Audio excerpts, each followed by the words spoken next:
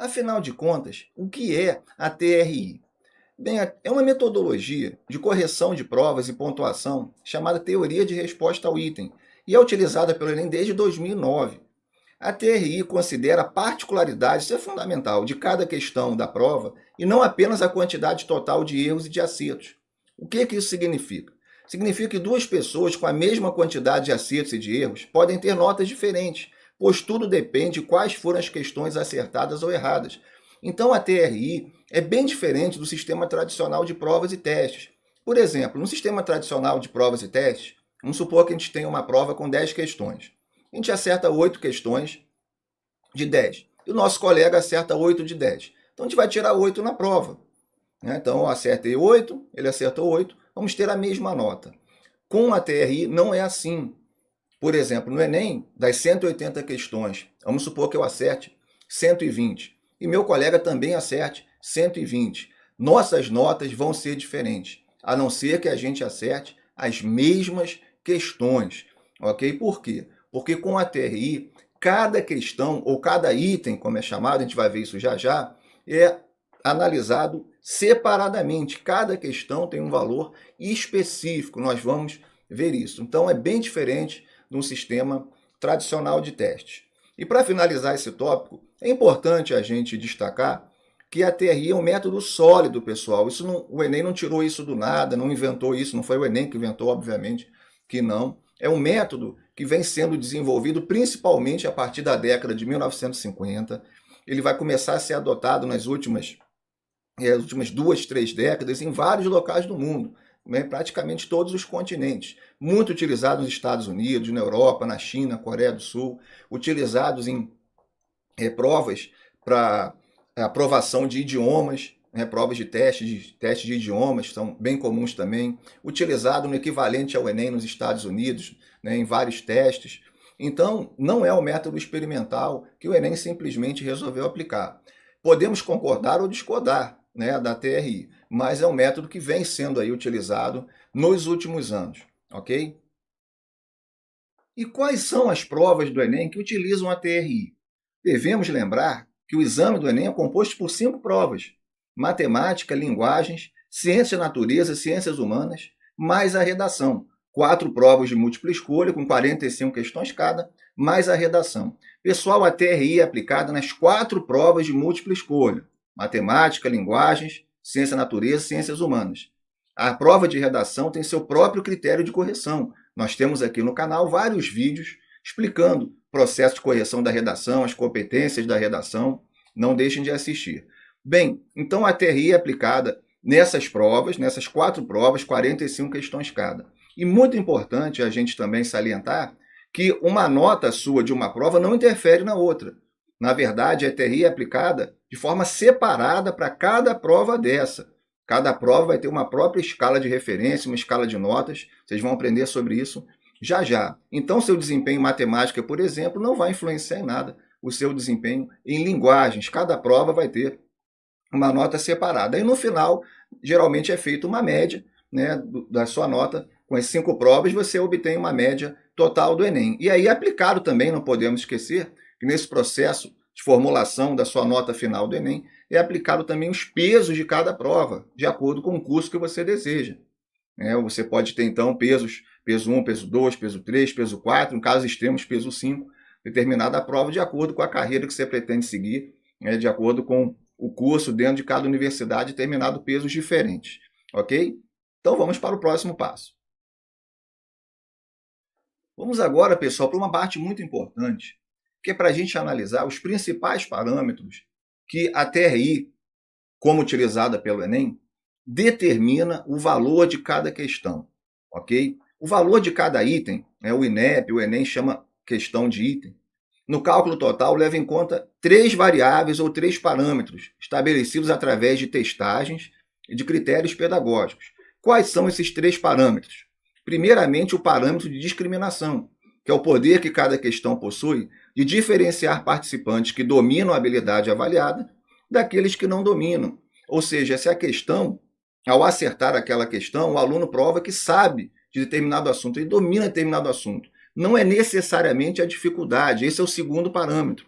tá? Pois temos questões fáceis ou questões de nível médio que apenas um aluno que tem um certo domínio vai conseguir acertar aquela questão, não que necessariamente ela seja difícil. O segundo parâmetro, então, é o parâmetro de dificuldade, que corresponde ao nível de habilidade mínimo para se esperar que o indivíduo acerte o item. Quanto mais difícil a questão, maior o seu valor. Tá? Então, o parâmetro de dificuldade ele é, logicamente, um dos mais conhecidos. E temos o parâmetro de acerto casual, que é a probabilidade de um participante acertar a questão no chute, sem necessariamente ter domínio do tema. Nós vamos ver isso mais para o final do vídeo. Mas, já antevendo, já adiantando, e muitos de vocês sabem, que a TRI tem um mecanismo para prevenir o aluno que chuta as questões e acaba acertando as questões mais difíceis. Esse aluno não vai ganhar tantos pontos. Isso é muito importante, a gente vai ver mais para frente. E esse é um dos principais parâmetros aí para determinar o valor de cada questão.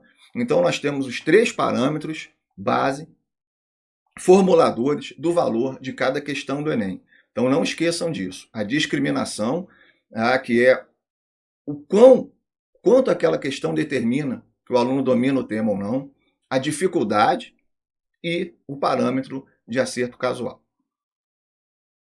Já sabendo quais são os principais parâmetros de cada questão, lembrando que o Enem dá um valor específico para cada questão, e isso o diferencia, a TRI dá um valor específico para cada questão, e isso a diferencia dos testes mais comuns, é necessário, então, saber o que fazer com o valor de cada questão, que vai ser determinado a partir de complexos cálculos, a partir dos 3 parâmetros.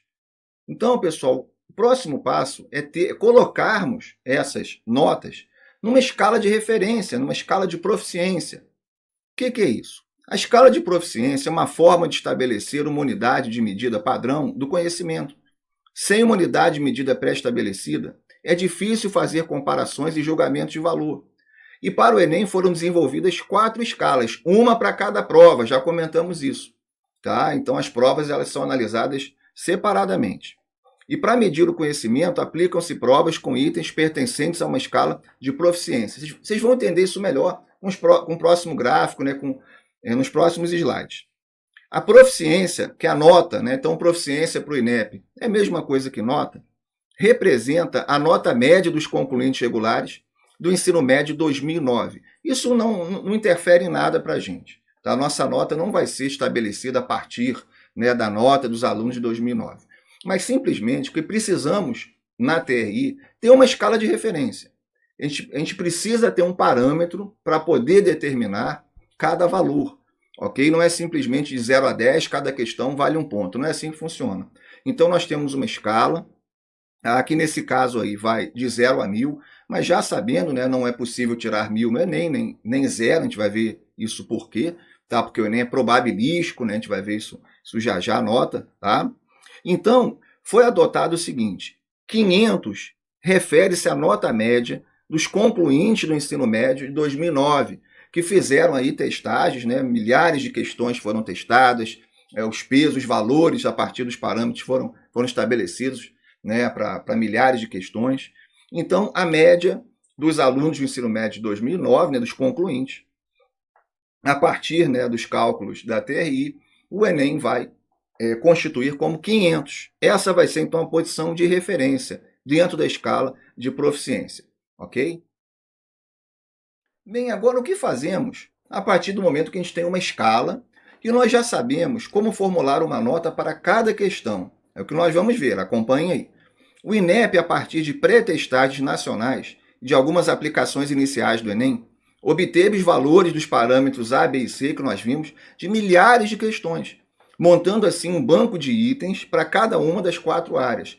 E depois, pessoal, cada questão que é adicionada no banco de dados de questões do INEP, essas questões são passadas também por testagens para poder ter o seu valor, os seus parâmetros analisados, seu valor estabelecido. E a partir do conhecimento dos valores desses parâmetros de cada questão, as questões são posicionadas na régua, na escala, a gente vai ver isso já, permitindo desse modo a sua interpretação pedagógica. O posicionamento de cada questão, lembrando, os parâmetros são parâmetro de discriminação, que mostra o quanto o aluno domina daquele tema, parâmetro da dificuldade e o parâmetro do acerto casual, a probabilidade do aluno que o aluno tende a acertar aquela questão no chute, ok?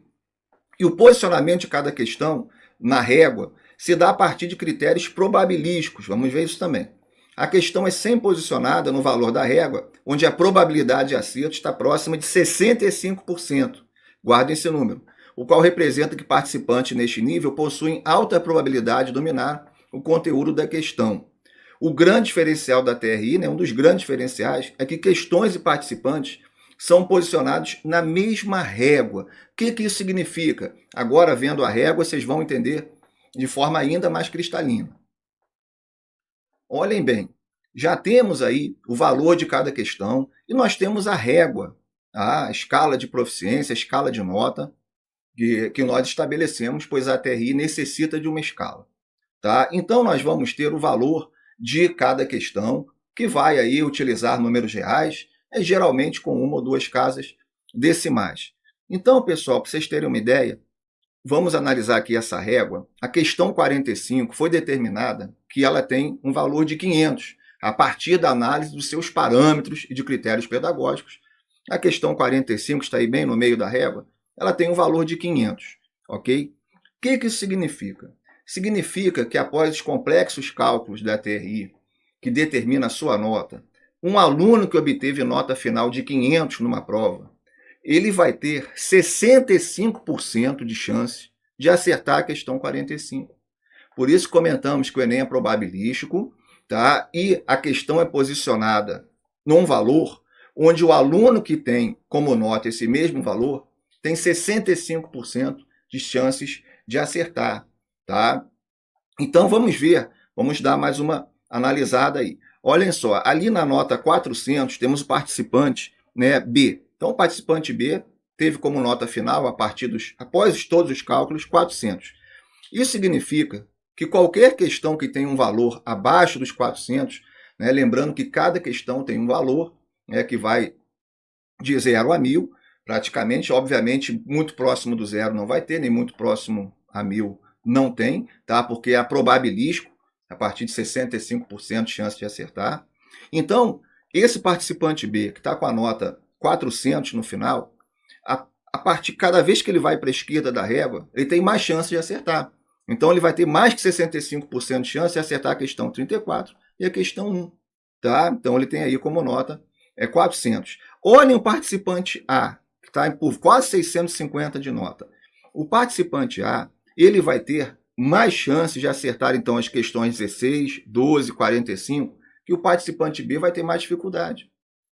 E o participante A vai ter mais dificuldade, ou seja, vai ter menos do que 65% de chance de acertar a questão 19 e 35. Mesmo assim, ele vai ter mais chance que o participante B. Então, repare, isso é muito interessante. Cada questão que ela tem o seu valor, o valor de cada questão determinado, o número é bem semelhante, assim, o número final da nota do Enem, pois a sua nota e o valor de cada questão, a nota dos participantes e o valor de cada questão são posicionados na mesma escala. Isso é muito interessante. E esse gráfico aqui facilita muito a nossa visualização. Tá? Então, é assim que se dá o posicionamento na escala. No final de todo o processo, a gente vai ver como é feito esse processo, você vai ter a sua nota, e a partir daí você consegue analisar, tá?